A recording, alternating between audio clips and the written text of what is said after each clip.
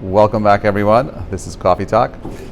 Today's class is dedicated for refuah shelema for Eliana Levia bat Rachel Malka. She should have a refuah shelema for all those that need a refuah shelema. This class the class today is emet. It's about truth. We've been speaking about the different character traits over the last several weeks of different Middot that we can implement into our own lives so we can find balance and live a life of meaning and happiness. Eliana it's no coincidence, but if she's listening to this, know that your sponsorship specifically covered a class on truth, which is a virtue that she definitely expresses. So the Gemara in Shabbat tells us that the signature of God is truth, right? That God's signature is truth. What does that mean, that God's signature is truth? Now, this is an important distinction we need to make for ourselves. Can you pass her a sheet? When we talk about truth, when we think of truth, we think of absolute truth. There's only one truth. Now, this concept of truth has been somewhat challenged, believe it or not, over the last several years. This is an article I read in the New York Times in 2017. Every year, this article was in the New York Times 2017. Every year, the dictionary, Webster's Dictionary, will choose a word to define the year. And in 2017, the word that they chose was something called post-truth. Post-truth. What does post-truth mean? Post-truth means past the truth, like after the truth. Like, what does that mean? Post-truth is a word that expresses how we will ignore truths for the things that come afterwards, like my emotions, my feelings, the circumstances that I'm in. The truth is no longer relevant. We live in a post-truth reality, and this is very much in line and in sync with where postmodernism is taking us. Every generation has a particular philosophy that surrounds the generation, right? So, for example, if we lived 300 years ago, during the time of the Enlightenment,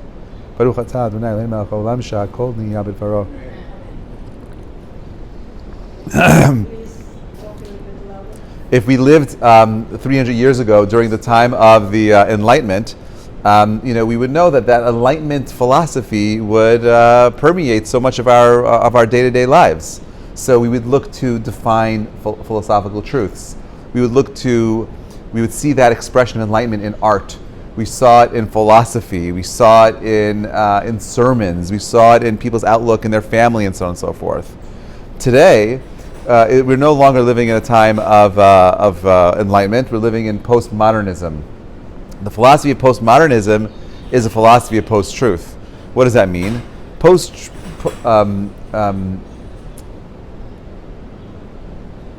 When we talk about reality, when we talk about how we experience our existence, okay, postmodernists will tell you that there is nothing that is defined in reality, and that reality is only an expression of your own personal interpretation, and that in a postmodernistic world there is no real definitive expression of art or music.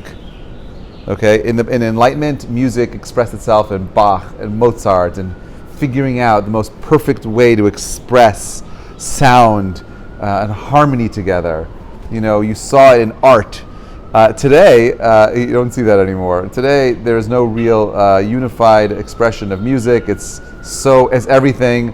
You see that in art today. A man can dip his hair in a bucket of paint and swirl around the canvas and call it angst and sell it for $1 million. There's no. A man could take 3 boxes, a small box, a medium-sized box, and a large box, and glue it together, and or tape a banana onto a wall, and that's art. There's no definitive expression of these things. And postmodernism is a expression of these ideas. Okay, but when we talk about God's signature being truth, right? What are we referring to? It reminds me a little bit of a famous old folklore. I've had the privilege of traveling a lot, and one of my favorite cities to visit in Europe is Prague. Prague is gorgeous. Prague is beautiful. And one of my favorite characters in Jewish history was someone by the name of the Maharal of Prague. Maharal was a 15th century rabbi, a mystic, very, very intelligent. So much of his works were credited to the Hasidic movements today.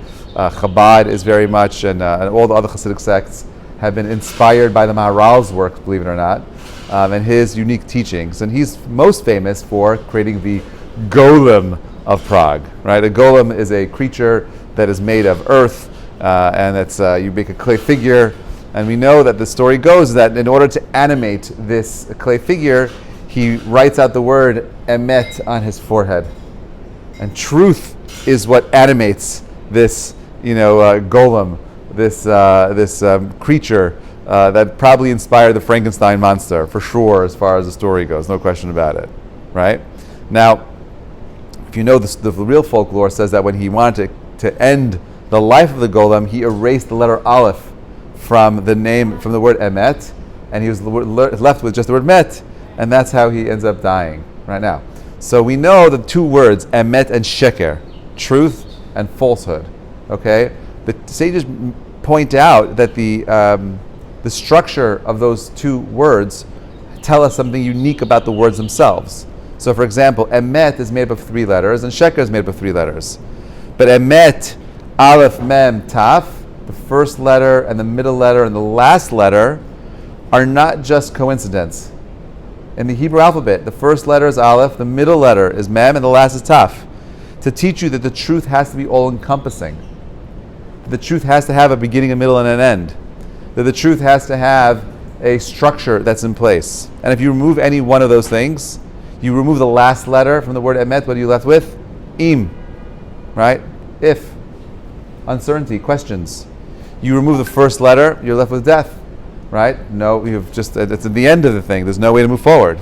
Whereas the word sheker, right? Sheker, shin, kuf, resh are interesting letters because those 3 letters are actually found very close near each other. Resh, kuf, shin, right? Kuf, resh, shin, kuf, resh, shin. That's how it goes in the progression in letters. But over here, the letters are jumbled up a little bit. They're mixed up to teach you that the truth or falsehood always have an element of truth in it, but they're taken out of context, taken out of order. Is aleph the beginning, mem in the middle, and taf at the end. Correct. That's what we just said. Whereas sheker, the 3 letters that are near each other, are out of sequence, right? And they tell you something different. You take out the shin from the sheker, you're left with kar. Right? Kar, or cold, is also an expression of death. In order to go ahead and expose a falsehood, the first thing that's being expressed is generally what is being manipulated. Right? So figure out that first part of the lie, and you'll expose the nature of that lie itself. So you have this idea that truth is an ultimate expression of the Lord, of the Almighty. When I say that I believe in God, okay, it's not like it's not the same as saying I like chocolate ice cream. It's true that I may like chocolate ice cream, but that's my opinion. When we talk about truths, we're talking about undeniable facts, things that cannot be ignored, things that cannot be erased, things that you cannot argue away. It's what I call 5-finger knowledge. Can you convince me that I have 4 fingers? Can you convince anyone that if they have 5 fingers, that they have 4 fingers? The answer is no, because all I got to do is count them right now. It's that clear. When we speak about emet, we're talking about clarity. We say that God is a signature of truth. We're saying that what He expresses is the truest reality, the ultimate expression of truth. Now, why do I say the ultimate expression of truth? Because right now, you and I are having this conversation. Is this true right now? Is this moment emet? And the answer is probably yes. Can you argue that some of you are dreaming? Can you argue that your consciousness is expressing itself differently, and therefore you might not have a truer expression or understanding, a grasp of what's really happening in this class right now? Maybe. Maybe you dozed off for a second, you just woke up. How do you know that everything you heard was in sync? And the greatest part is the second you walk out of here, of this class tonight, and the second you walk out of the doors, the whole entire thing is up for grabs, what really happened. If I asked each of you at the end of this class what I speak about, I will get different answers from all of you. Right? From all the listeners, you'll all get different answers as to what I actually spoke about at the end of the class. Yes? All right. Oh, hopefully you have some notes, but interestingly, if I ask to see your notes, everyone will have different notes also. Right? So it's going to be different. What we walk away with is unique. because it has to do with my interpretation, and my interpretation is based on my experiences. So then what is truth? I often have the sukkut of meeting with couples, lots of couples. And I'll have a couple sit there and tell me their issues, their problems, their challenges, and each one will describe something. And what he's saying is true, what she's saying is true, but that's not necessarily the truth. Right? There's his truth, there's her truth, and then there's the ultimate truth. And my job is to figure out what that truth is. Now, but so the point is that I can't ignore your experience of truth. And that part of our experience as people is recognizing that my expression of what is real and what is true is not the ultimate expression of what is true and what is real. It's an expression of truth, but not the expression of truth. This helps very much so in Shalom Bayit. When we're hearing our spouse or our friend or our neighbor, whoever it is, complain, often our reaction is to become defensive.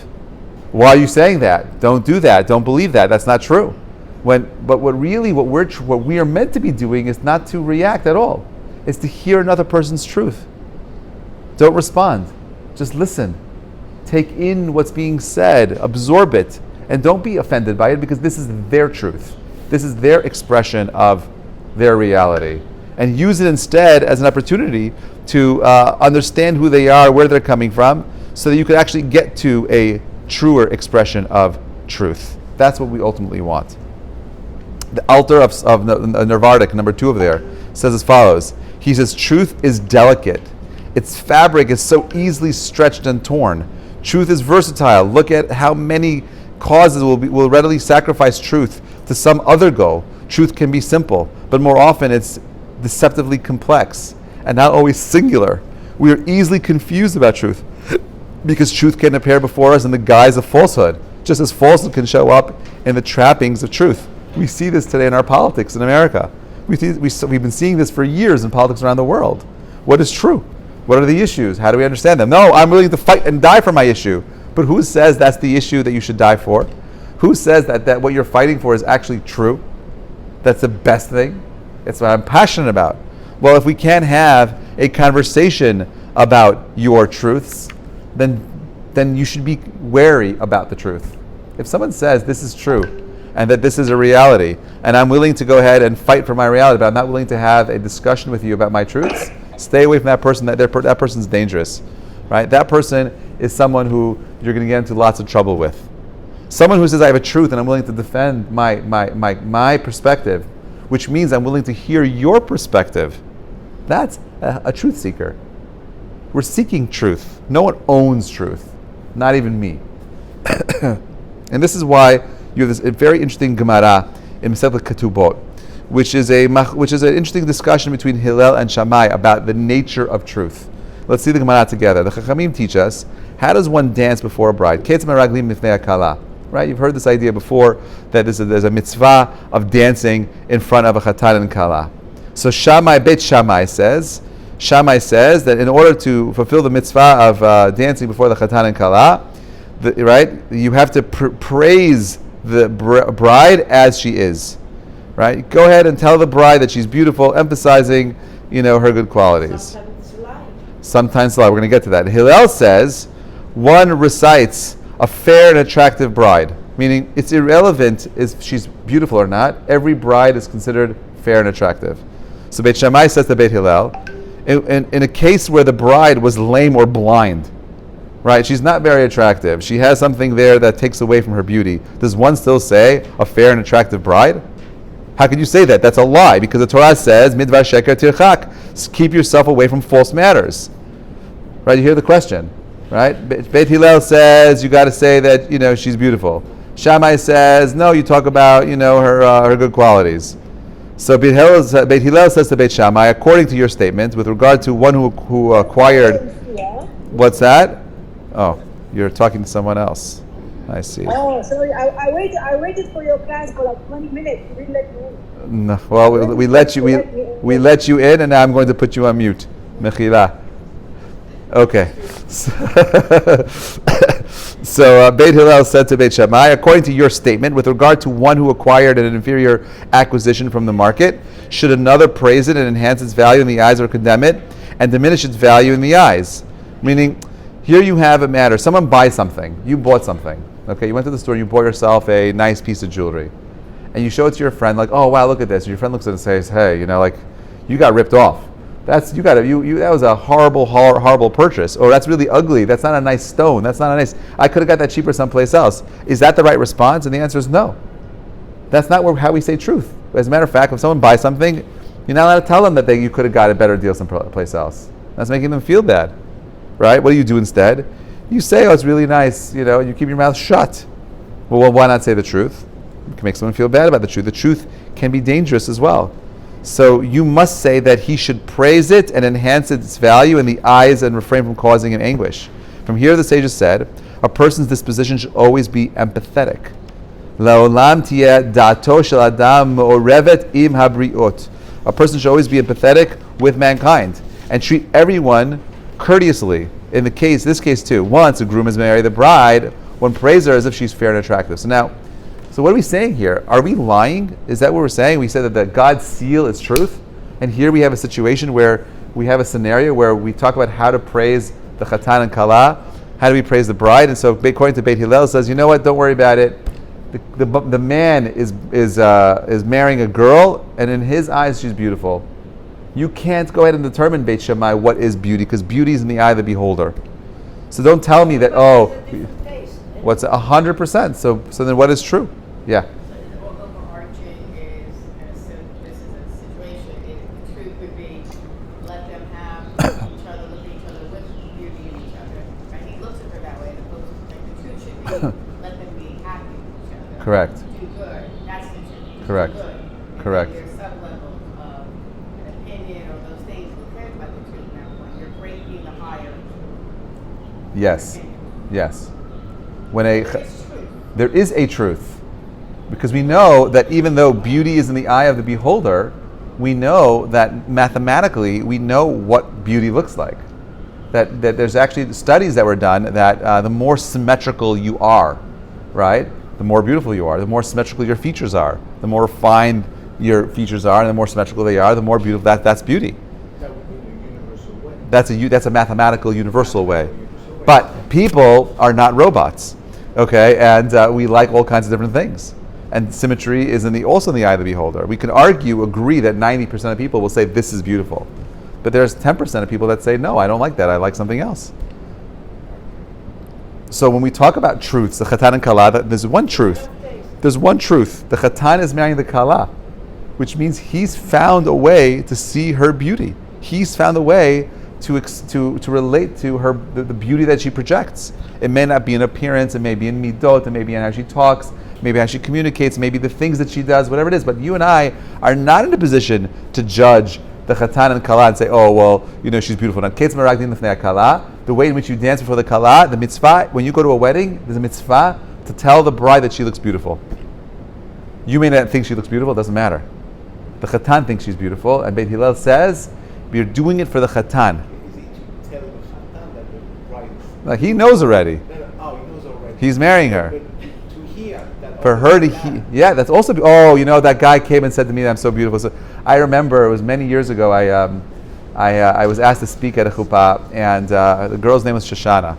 And I spoke about the beauty of a rose, right? And it was such a touching speech for the Kala, because I was praising her beauty, that she always, whenever I see her, she still remembers. She's like, I love what you said. She just, I was just like, because I spoke about it, like that's what she needed to hear. But that was the mitzvah. Like, you said something so beautiful and so meaningful, and that person carries it. It impacts them. Beit Shammai is of the opinion that the words are utilitarian, using words to describe the bride as she is, but no more makes sense.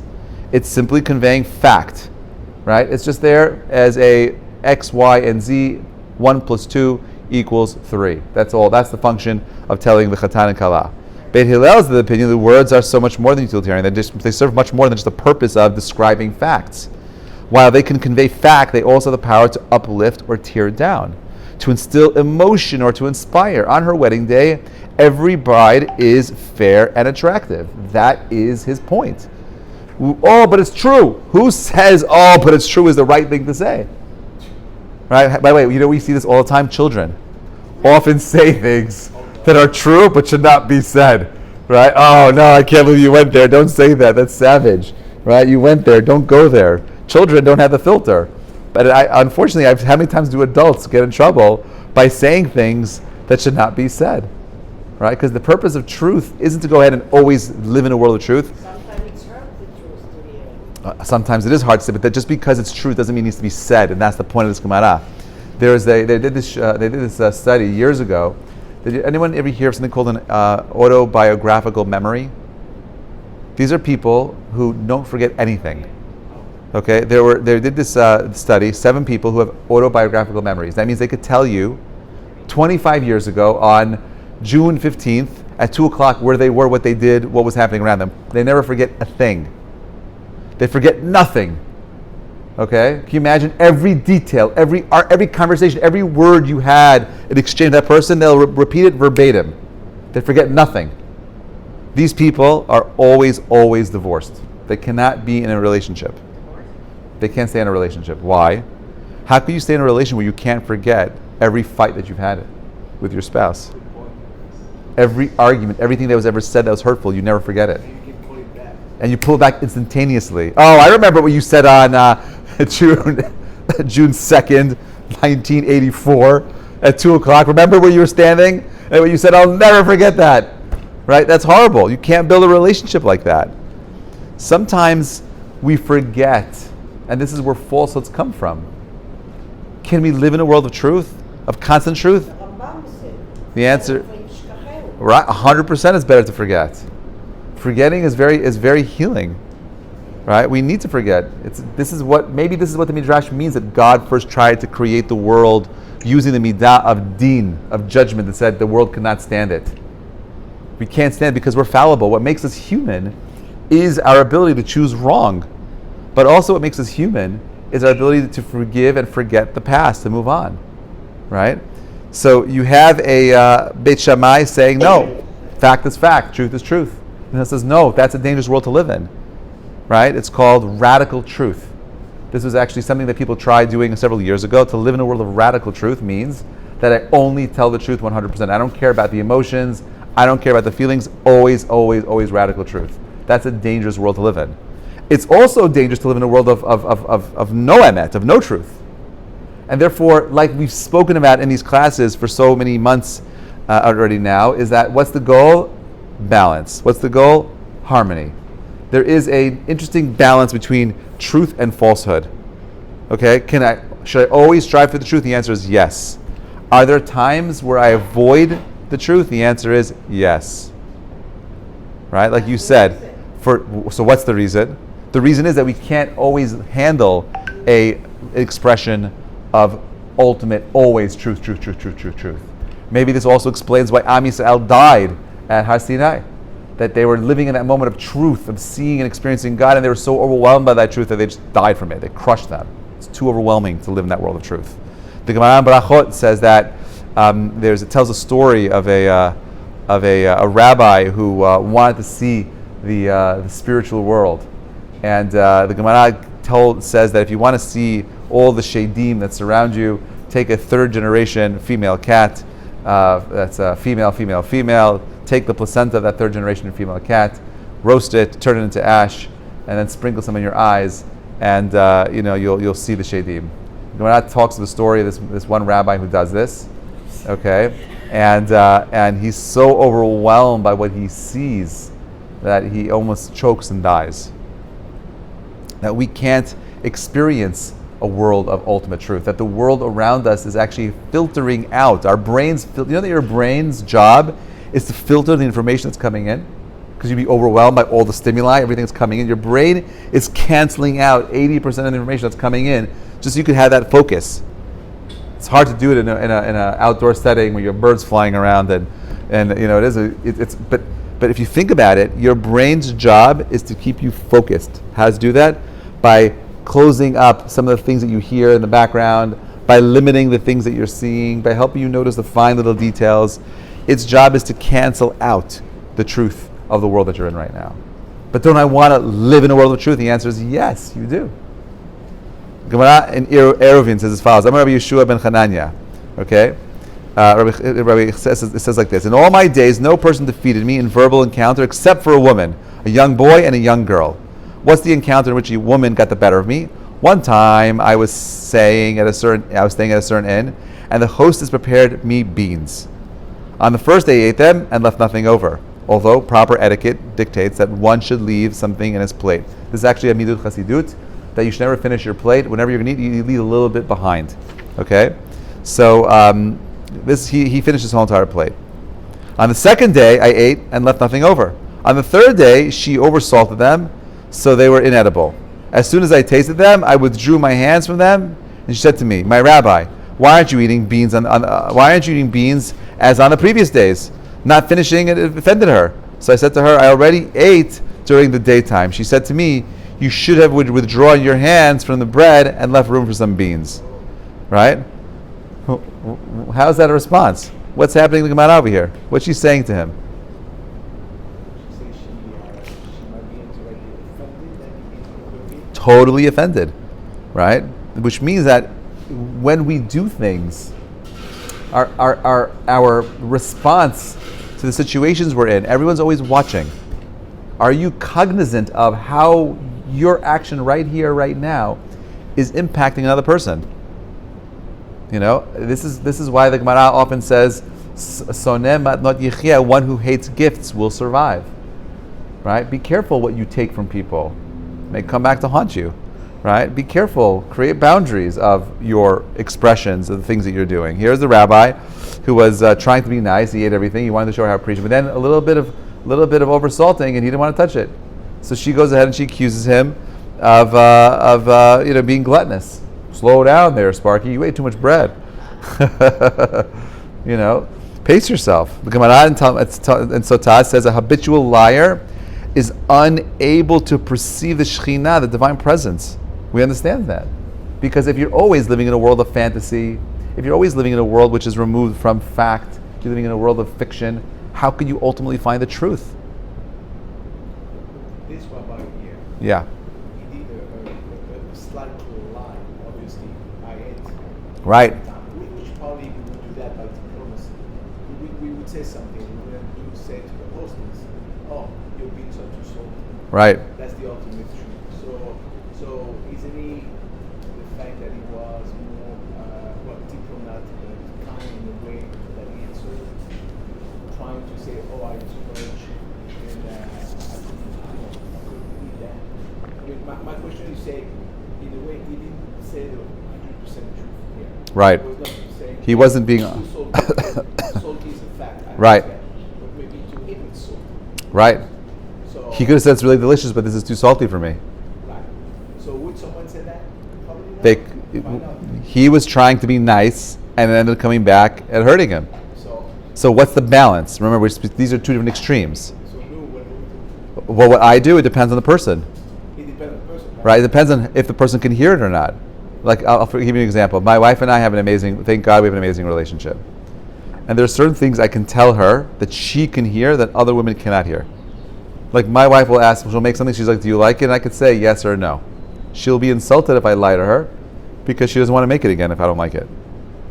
So now, I can tell my wife, "This is delicious. I like it a lot. It's amazing, but it needs a little bit more salt."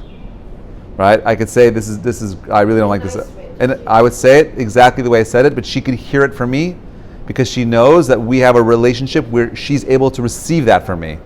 Right? Not everyone can hear that. Now, am I appreciative? Do I do other things to invest in the relationship where she could hear it? The answer is yes. If we didn't have a great communicative relationship, then yeah, maybe I wouldn't say it that way. But because we have a great relationship and we've spoken about how we speak about food and what we want from the food and so on, so we're both foodies, so we could talk about it in a kind of open way where someone else might say, "Rabbi, you're being so rude." And my wife would say, "No, he's not being rude. Like, that's okay." Like, our relationship allows that. So it depends on the person who. So would you give the same answer to a child versus an adult? You see an adult, your peer, who's taking a class in art, and and a child, and they each bring you back their project. Can you tell the truth the same way to the adult and the child? And the answer is no. So it depends on the person. There should not be one response for everybody. What is the response? It depends on the circumstance. Depends on the person. Depends on the scenario. Depends on the background. And therefore, you're going to reevaluate. There is no one truth for truth. Every situation requires a different kind of truth. But we never want to live in a world of fantasy. I don't want you to think, God forbid, I'm saying lie. I don't want you to lie. I want you to tell the truth as clearly as you can, as much as you can. But be mindful of that the Torah says, midvar sheker tirchak. Right? It doesn't say don't lie. It says distance yourself from lying. Because there are going to be scenarios where we are going to bend truths. Not lie, God forbid.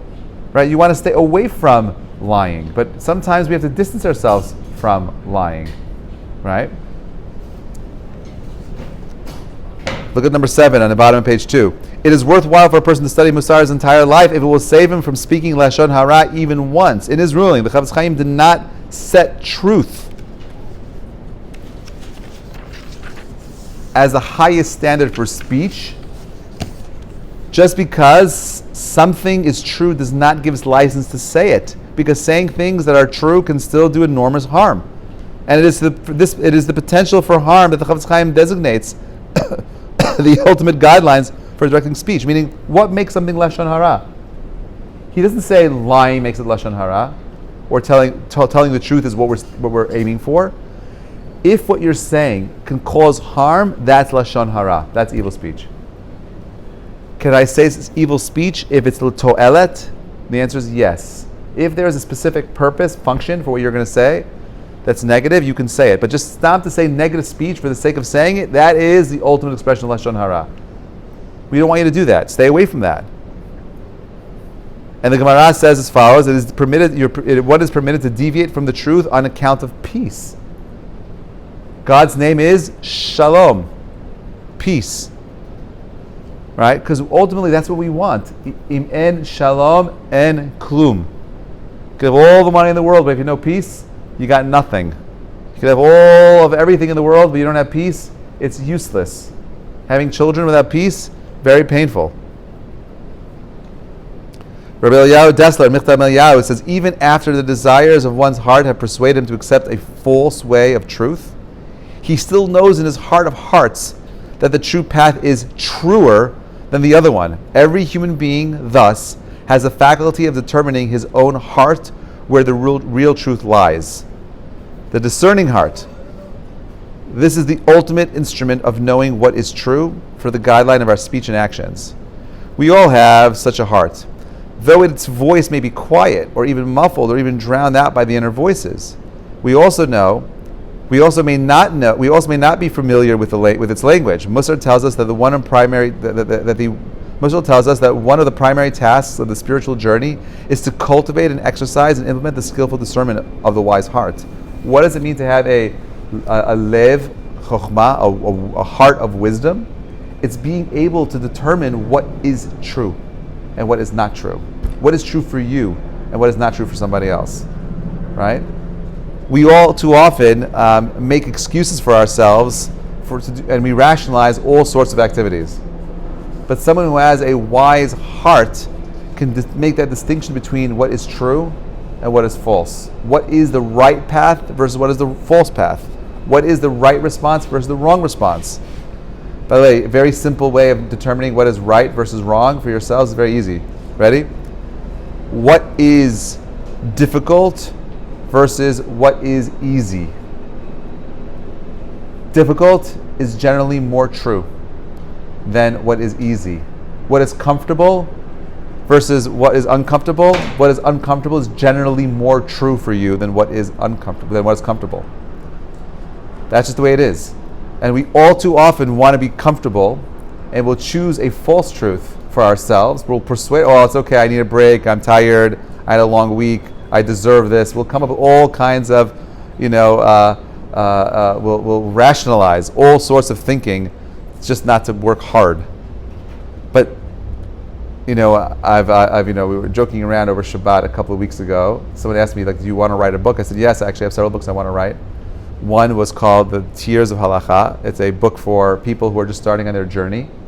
And the different tears, not the pain of halacha, but the tears of halacha, the journey of growing yourself in Judaism, and the process of which we could build ourselves up in tefillah, in Shabbat, and so on and so forth. And the other one was called Flip the Flaw. or flip that flaw.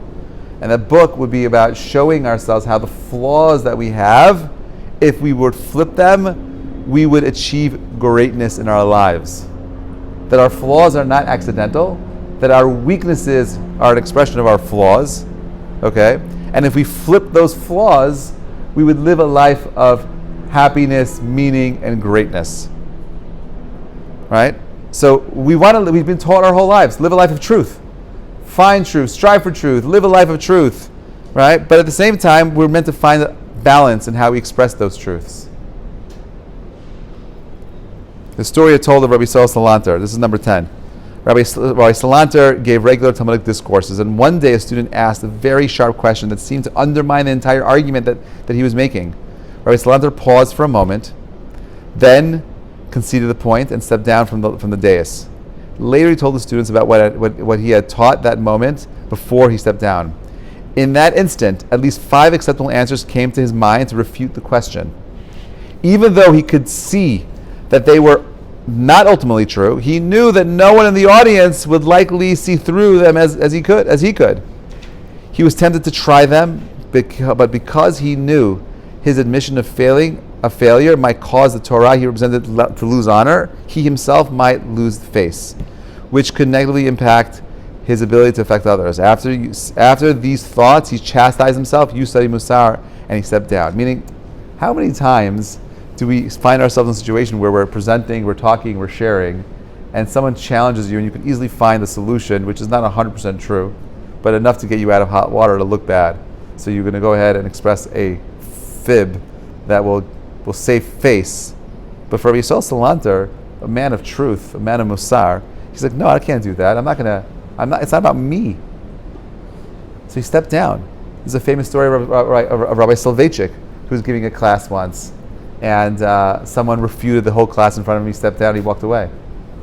He stopped teaching the class. With the courage, he's like, yeah, you know what, I'm wrong. I can't teach this class. And he excused himself. I got to rethink this through again. It's not about my truth. It's about being as honest as we can with ourselves. Now, if we constantly lie to ourselves, can you ever get to a place of truth? The answer is no. If you rationalize to yourself and you lie to yourself about your comfort, doing what is difficult versus what is right, which is usually the same, doing what is convenient versus what is difficult, doing what is right versus what is meaning versus no meaning. Meaning is always difficult. Meaningful is always right. Difficult is usually right as well. True. But if I'm always lying to myself, will I ever be able to find my truths? The answer is no. We live in a world where so many people are lying to themselves every single moment. Those people are the most unhappy people. And they don't realize the reason why they're so unhappy is because they're lying to themselves.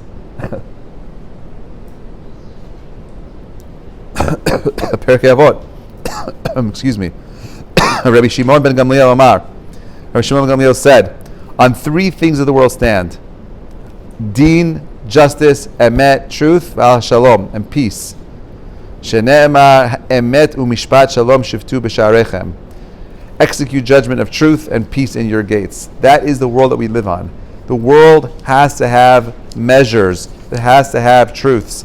It has to have justice. If you don't have that, the society will destroy itself. You have media today, which has so many biases. The fact that, I forget about politics for a second, but Brett Kavanaugh, who is the Supreme Justice of the United States of America, a couple of weeks ago had someone who drove down to Maryland with a gun and a knife and bullets to try to assassinate him because they don't like his politics. And this would create an open seat to get a new justice who, and Biden would pick someone who's more liberal, whatever it is. You don't have to like him, you don't have to like his politics, but you should, as a news agency, you should report it. New York Times did not even mention the story. But if it was the other way around, if it was a conservative judge that was going to be assassinated and they prevented it, it would have been all over the news. That kind of false narrative of not being true. If you're a reporter, you're a news agency, you should be looking for facts and truths. But we no longer live in that world anymore. We no longer live in a world where we want to get to truths. We want to live in a world where we talk about my politics, and that's the truth. The God that I serve are my politics. And as Jews, by the way, we're not supposed to. We don't believe in those kind of politics. It's not conservative politics. Like, for example, I'm a very big believer in the Second Amendment, right? I believe that in order to preserve the First Amendment, the freedom of speech, you need to have the Second Amendment. You have to have the right to bear arms. But do I believe that an 18-year-old should be able to go into a store and buy a gun? No. Do I believe that a 21-year-old who has mental illness should have the right to buy a gun? The answer is no. There should be some reforms in guns, right? Abortion rights, complicated sugya, no question about it. Am I for no abortion? Am I for it? It depends. There's so many scenarios, right? As Jews, we're not meant to be democratic or Republican. You know what we're supposed to be? We're supposed to be B'nai Torah. You know what B'nai Torah means? That I look at a situation and I try to find the balanced, measured response. If you find yourself in a situation where your politics takes you to an extreme, any one extreme, for me, is bad. There is no right answer. There is, does this make sense for, and by the way, and it could change. The answer should change. So, for example, you have this new law right now, right, where cannabis, right, marijuana has been legalized in this country. An 18-year-old could go ahead and go to the store and buy himself cannabis, right, in New York, right? This is crazy, right? Should it be legal or illegal? It depends. You know, was it illegal for medical use for so many years? The answer is yes. But why? Well, why does that make sense? It's true. It's this. This is it. It's not the question. Let's look at, maybe you can't run society this way. But I think as a society, the most important thing that we can have is a place where you and I can strive to debate for truth. This is true in our marriages. This is true in our relation with our friends. If we're in a relation with people and we can't speak about our truths, not the truth. It's, oh, you did this and that means X. No, that's not the conversation ever. The conversation is the way I saw this was X, Y, and Z. How would you explain it? And give them the benefit of the doubt. Let them explain their position. But didn't you do, that's the conversation. The conversation isn't me versus you. The conversation is, this is how I interpreted what you did. What does that do to the world? That changes everything. Create a space for someone to express themselves. I vividly remember in the beginning of my marriage, I found myself, I was very guilty of interpreting my wife's actions based on my own logic and thinking, because that's what I would have done. If I was doing this, it's because I would do it like that. And if I was doing this is what I was thinking. But that's not who she is, and that's not how she thinks. We're different people. I should not be interpreting her the way I interpret my own self. But that's what we do all too often. We don't give the benefit of the doubt. And that's why the Chafetz Chaim says that ultimately what we're aiming for is someone who's not using words that's harsh, but someone who's using words that's building people. Are we using words to heal? Are we using our speech, our truth, our fact-finding truth missions as a way of healing and connecting and not breaking and not pushing away? Can't be relative. I mean, aren't there any absolute truths that we can all agree on? It has to be. You know, this whole concept of postmodernism would disagree with you. Postmodernism, there are no absolute truths. And now the question is, as a rabbi, how do I feel about that? So I'm going to say something that's very controversial, okay, but I believe is true. I do believe there are absolute truths, but I also know that we can't live in a world of absolute truths. So what does that mean? God created a world of truth, but He hid that truth. Yeah. Is there a God? Is it true? Is it absolutely true? I had a girl who was at my house, I spoke about her a couple months ago, who told me that she is not sure if the concrete outside my house will be there to catch her step. If the concrete on the floor, right, would be there, that's the kind of relativity of the world that she lives in. That kind of relativity. I don't know, how do you know anything? Now, is that healthy? No. But is it important for us to break down what we think is true, so we could create space for other truths? Right? At the back of the US dollar is the pyramid with the all-seeing eye on top. What was that image supposed to convey? That image is supposed to convey the following. When you stand at the base of a pyramid, can you see all four sides of the pyramid? The answer is no. You could only see the corner that you're in and maybe the other two ones. And the truth is, you could only see really two sides of a pyramid. Which is why, if you look closer on the pyramid, one side is darker than the other. There's a line there. You'll take out a dollar bill, you'll see that one corner of the dollar bill has a darker side on one of the corners. To tell you that if you're standing there, you can only see two sides of the corner. But how do you see all four sides of the corner of the pyramid? There's only one way to do it. You go around. From on top. Oh. That's why the all-seeing eye is on top. It can see all four corners at once. We don't have that kind of knowledge. We don't have that access. You and I will always be separate from one another. You're a whole universe of time, of effort, of energy, and perception. And I would never say that your truths are false. I can say that I could tell you that you may have made some mistakes. I could tell you that I disagree with some of your conclusions, but I can't argue and say, well, my truth is a truer true versus your truth. Okay, I can say that there's certain facts that I can't argue, I can't deny. Like I believe that men are men and women are women, right? When it comes to gender, and I don't think that anyone could choose their gender, just like I don't believe anyone could choose their age. Right? I don't believe that you can choose how old you are, which is what some people want to do right now. I want to choose how old I am. There was a case of a man, a 37-year-old man, who said that he identifies as a 12-year-old girl. He had two children and a wife. He divorced his wife, left his two children, and he identified as being a 12-year-old girl. And he found a family to adopt him so he could sit and play with his dolls. Yes, he did. He did. So now I would say that person. Would put him in a cycle. Yeah, that's the problem. So like, see, when the challenge of this idea is that we can't allow ourselves to lose the truth either. But so we have to be willing to fight for truths and call out insanity when we see it. But we can't have the chutzpah of saying my truth is the only truth. We can make the argument of saying, hey, biologically you're a man, psychologically you're insane, and let's evaluate you. This is, by the way, the same thing is happening in the world of psychology today. There are some psychologists who will tell you that pedophilia is not a sickness. It's not a disease. That we've created a term that does not allow these people to express their sexuality in the same way that homosexuals can express their sexuality. That it's not fair. Why are we doing this? And that let them do what they want to do. They shouldn't go to jail for it. This is the world we're living in. So we would say that this is the problem, that morality is very much in flux. There's no absolute morality. This is a challenge for us because we do believe. What's that? The absence of the Ten Commandments leads to a place where we have anarchy and chaos. So on the one hand, look, the only arguments that I can make for truth is, hey, the Torah says X, Y, and Z, but no one likes that argument. Right? The Torah says do this and not that.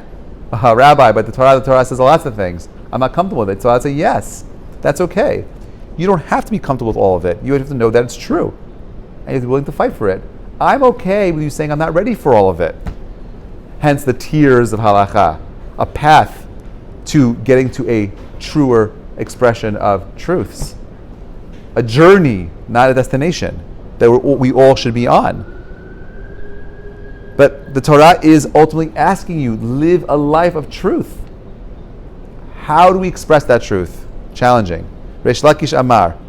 Tav, the letter Tav is the last letter of the seal of the Holy One, blessed be He. Rav Chanina said, the seal of the Holy One, blessed be He, is truth, emet, which ends with the letter Tav. Rav Shmuel bar Nachmani said, the letter Tav teaches that these are people who observe the entire Torah from Aleph to Tav. Kulam Aleph ad Tav.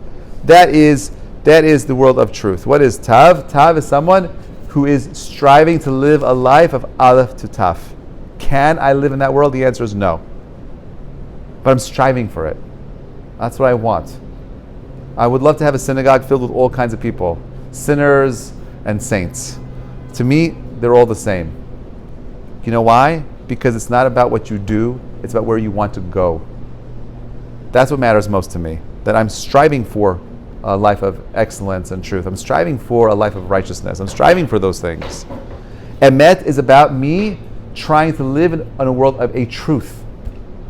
Based on my values, based on my Torah values. That's all I'm trying to do. Is it my truth versus your truth? No. Well, why don't you have Jews fighting holy wars, stamping out the falsehoods of Christianity and Islam? Because that's not our job. My job is to say, hey guys, listen, I think you're making a mistake over here. That guy that you worshipped, yes, his mother may have thought that he was a god, but he was no god. You know what I'm saying? Not a God. Muhammad, maybe he had some nice intentions, but that certainly God did not speak to him. That's not what God does. God doesn't want that. We could respectfully disagree with you, but I can't kill you for your beliefs. I can't stand in the way. I can't pull out a sword and kill you for that. I can't do that. What is your avodah? Truth is something we value highly in other people, yet often have such a hard time maintaining ourselves. With this in mind, your assignment for this week is to be especially diligent in holding your speech in a high level of truthfulness. Before you speak, check to see if what you're about to say passes the truth test. If it does not, don't say it. This sounds simple, but it's so difficult. The Gemara tells us that while only some people commit sexual offenses, and while most people transgress by stealing in one way or another, sinning with the lips is something that everyone does. So this week, if you can catch yourself stepping into any of those sorts of speech, try to recognize the thought that comes before the speech, and then intercede so you never utter untruthful words. But if they do come out of your mouth, note to take responsibility for it, if only to yourself, and commit to being more diligent the next time so that you can learn from the experience. In either case, whether you catch yourself before you speak or if you speak the untruth, take a look at your motives. Why would you do that? In almost all cases, the motive is base, and you will likely not want to be associated with such motives. Even where your motives are good and honorable, consider why you would lie. Isn't it more worthy to achieve good ends on both and with good means? I think that you're capable of that and much, much more. Again, the goal is for you to find balance, for you to be aware of yourselves. Don't just let life happen, make it happen. I'm not going to be here next week. I'll be in the Holy Land. If you give me your names, I'll be happy to insert them in my tefillot when I'm at the Kotel, and in Hebron, and in Tzfat, and in Tveria. But I'm wishing you a Shavua Tov, a Shabbat Shalom. Next session, next Wednesday that I meet with you will be a conclusion, a quick review of all of the topics that we did together in this particular section on Middot, and that'll be my last class for the summer. And instead, I'll be taking on Tuesday slots for Rabbi Fari while it's gone. I'm going to be doing a series called Royalty and Romance, looking at the biblical figures that led up to King David and Malchut in general. And that'll be a lot of fun together. It'll be an interesting topic to cover over the summer. And wishing you an amazing summer if you're not here for it. And again, wishing you all a Shabbat Shalom. Thank you so much for listening.